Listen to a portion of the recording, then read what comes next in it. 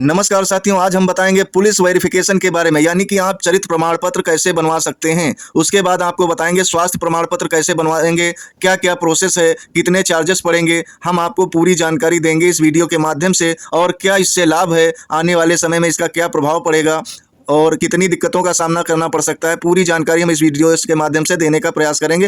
कहीं मत जाइए, बने रहिए हमारे दिशा राइट चैनल पर। प्लीज सब्सक्राइब जरूर करिए ताकि आपको लेटेस्ट वीडियो ससमय मिलती रहे। साथियों, चरित्र सत्यापन कई प्रकार के होते हैं, जिसमें पुलिस चरित्र सत्यापन के भी कई प्रकार हैं। जैसे कि एक वो तरीका है जो कि विभाग की जिम्मेदारी होती है, जहां आपने नियुक्ति प्राप्त की है, यानी कि नियुक्ति जहां ली है उस विभाग का दायित्व है कि संबंधित की जानकारी थाने पर प्रेषित करे, यानी पुलिस विभाग के द्वारा, और वहां से रिपोर्ट लग के आए कि इनके खिलाफ कोई अपराध तो पंजीकृत नहीं है। उसमें थाने की रिपोर्ट, डीसीआरबी, सीसीटीएनएस की रिपोर्ट लग के आती है, जिसमें यह दर्शाया होता है कि इनके खिलाफ अपराध कोई है या नहीं है। दूसरा साथियों है कि यदि आप जल्दी चाहते हैं तो ऑनलाइन भी करा सकते हैं। ऑनलाइन का काम बहुत तीव्रता के साथ आगे बढ़ता है।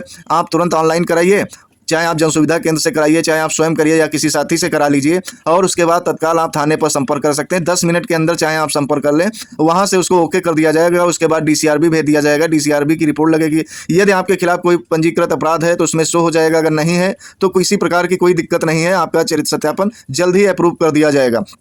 तो साथियों, दोनों बहुत बेहतर हैं, लेकिन एक पीवीआर भी होता है। लेकिन बात हम आज कर रहे हैं सीवीआर के बारे में, यानी कैरेक्टर वेरिफिकेशन के बारे में। तो साथियों, इसमें आपको थाने पे संबंधित मुंशी से संपर्क करना होगा, आपको आवेदन संख्या बतानी होगी, उसको वहां से ओके कर देगा। हो सकता है आपसे प्रधान के द्वारा या सभासद के द्वारा लिखा हुआ निवास मांग ले, आधार की फोटोकॉपी मांग ले, और इससे ज़्यादा थाने पे कुछ नहीं मांगते हैं।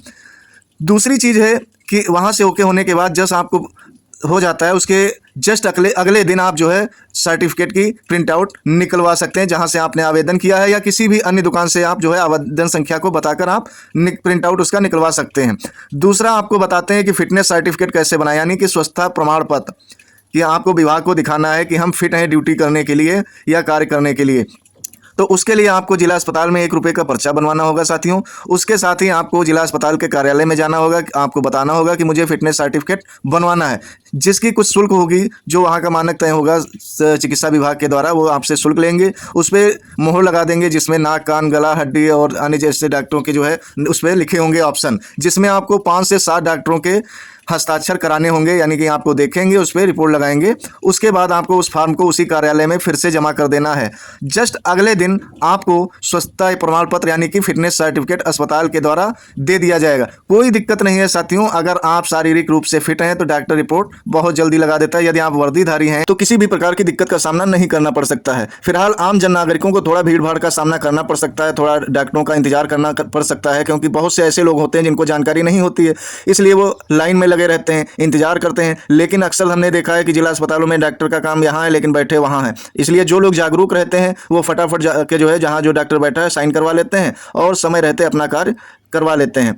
इसलिए हमारा साथियों कहना है कि आप फटाफट एक दूसरे से संपर्क करते रहिए और अपना काम करा लीजिए। अगर जानकारी नहीं, किसी कंपाउंडर से पूछ लीजिए कि डॉक्टर साहब कहाँ बैठे हैं, आपको वहीं रिपोर्ट वो लगा देंगे। लेकिन हमारा साथियों वीडियो बनाने का मकसद है कि पीआरडी साथी या कोई अन्य नागरिकों जो हमारे देश के रहने वाले लोग हैं, उनको किसी प्रकार की किसी दिक्कत का सामना न करने पड़े, किसी प्रकार से वो डरे नहीं, उनका काम होगा ही। हाँ, यदि अपराध की धाराएं कुछ पंजीकृत हैं, कुछ साथियों के ऊपर चरित्र प्रमाण पत्र में लिख के आ जाती हैं, तो उनको दिक्कतों का सामना करना पड़ सकता है। यदि कोई नॉर्मल है, 107(16) है या कुछ अन्य धाराएं हैं जो कि आजकल जो है पता चलता है मामूली विवाद पे लगा दिया जाता है, ऐसी कोई विशेष धाराओं से जो है कोई प्रभाव नहीं पड़ता है। लेकिन यदि आप कारावास की सजा काट चुके हैं तो ऐसे में आपको दिक्कत आ सकती है जब तक आपका केस जो है चल रहा है।